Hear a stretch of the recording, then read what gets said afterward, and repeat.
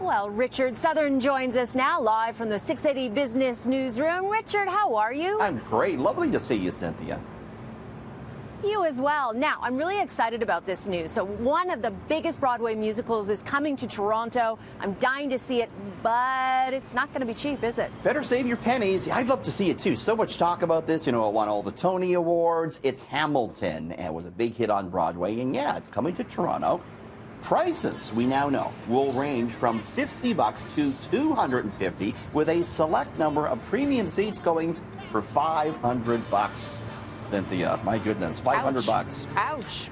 However, to take the sting out of it, Mirvish says it will hold a lottery for each performance, offering 40 seats at just $10 each. So I guess that's kind of good. Tickets go on sale October 28th. 4 per person they're limiting it to, Cynthia. Only online or at the box office, no over the phone. Of course, this Tony Award-winning show follows the life of U.S. founding father Alexander Hamilton, where they go about rapping about him. So very innovative musical, but yeah, it's not going to be cheap to see here.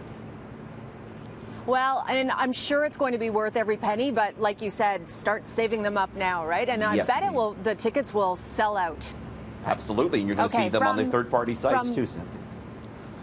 Yes. So from highbrow theater to pizza deliveries, and a big pizza chain is sounding an alarm over the apps and how they're taking a bite out of biz. Yeah, it's Domino's Pizza we heard from today slashing, Cynthia, its outlook for sales growth, and it is blaming those food delivery apps, the Uber Eats and the Grubhubs of the world, which offer a wider range of delivery options, taking a bite out of Domino's business. So what the pizza chain says it's going to do to compete is actually open more stores. It says that's going to decrease delivery time. They're thinking they're going to compete with the Uber Eats of the world by getting the pizza to you quicker than they are. So yeah, it's an interesting battle when it comes to food delivery these days. Definitely, but they're building more stores, which will increase their costs. So it's an interesting business proposal. It is, but these are just going to be like sit down, just very small stores designed for delivery and for takeout. Oh, okay. All right. Okay, so I don't know about you, but I'm a very last-minute Christmas shopper, you know, a few days before I start, and always get it done. But we already know what's going to be under the tree for many people next year. Correct, and we're looking at it. This is a leaked picture of what we think is the next PlayStation console, the PlayStation 5. Sony announced that it is going to be out for next Christmas. They didn't release this picture, but again, this is kind of a leaked shot of what it might look like. Everyone's talking about it. Video games super popular, and this would be the next big console. It's going to have revamped graphics and totally different controllers, they say. So they're going to have haptic feedback in the controllers, so you'll be able to feel exactly what you're looking at on the screen. This big sort of feedback.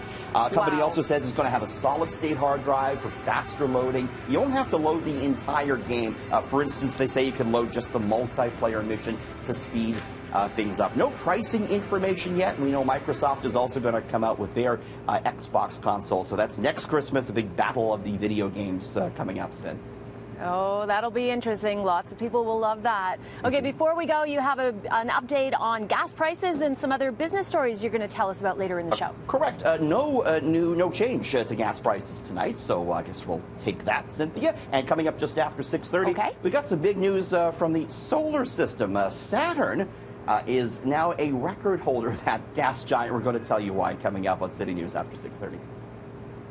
All right, Richard, great to talk to you as always. Thanks, Ed.